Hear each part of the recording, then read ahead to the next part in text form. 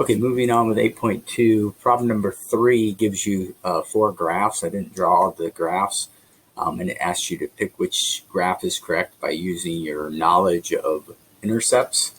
So what you want to do is what we did in the previous video is we want to find the x and the y intercept. So I'm going to use my little t-table method here. I'm going to let x equal 0, and I'll put that in here, and I'll have negative 6y equals 12. And so I'll divide by a negative 6, and I get negative 2. Okay, so one of the points on the graph is going to be at 0, negative 2. Okay, here's where that is, just so we see it. Okay, and then we're going to let y equal 0. Letting y equal 0, we end up getting 4x equals 12. And we divide by 4, so we get 3. So 1, 2, 3, 0. So you look at those 2 points, and then you just visualize the line going through there, okay? And then you find the graph that matches that one. All right. Now next up we have 2 special cases here, and you want to study these so they kind of become automatic. That when I look at this, I immediately know that's a little bit weird because there's no y present there. So I already know just from practicing and studying that this is going to be a special type of line, and what it ends up being is called a vertical line. It goes straight up and down. Okay, so the instructions to this problem say plot 2 points and then graph the line. So what we want to do is we're going to find out if we divide by negative 3, it says x is negative 2. So we know x is always negative 2. So if I said, hey, if x is always negative 2, and you have to do 2 points, all right, it says x is negative 2, I know I can fill in this spot here on both of these points because x has to be negative 2. Now what gets confusing for students is a little bit on what they should put for y.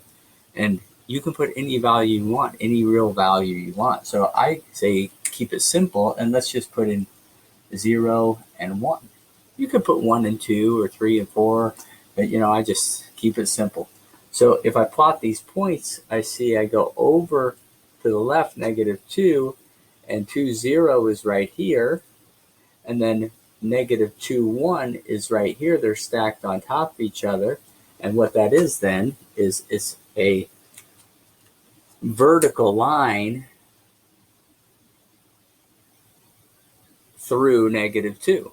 Okay, doesn't look too good when I look at the screen, but it's supposed to go straight up and down. Okay, so that's a vertical line. All right, and we're going to find out that the slope of this vertical line this later. I'm just going to say it now. The slope is undefined.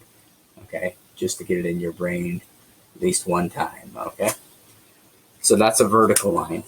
Next up, and again, you have to study this. I recognize there's not an x there, so I already know this is a horizontal line. And I do a little math here. Divide by 5. Divide by 5. I get y equals negative 3. See how these are different. This one says x equals. This says y equals.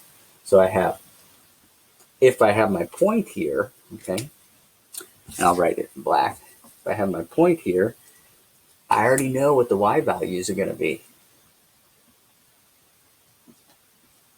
Okay, the y values are going to be negative 3. And again, we get into the same discussion. Well, what should I pick for x?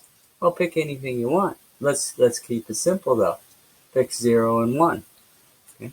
So when we plot these points, 0, negative 3, 0, negative 3, I have to hesitate a little bit and think. Okay, that is, I don't go any left or right, but I go down 3. And then this one, I go right 1 and down 3. And we see that those are right across from each other. And what I get then is a horizontal line, okay? Horizontal line through those points. So that's the line y equals negative 3, and this is the line x equals negative 2. You might be asking what the slope of this one is. And the slope of this one, sometimes we use the letter M. The slope is 0. This slope is undefined. This slope is 0. So we'll talk a little bit more about slope as we move on into the other modules. All right, thanks.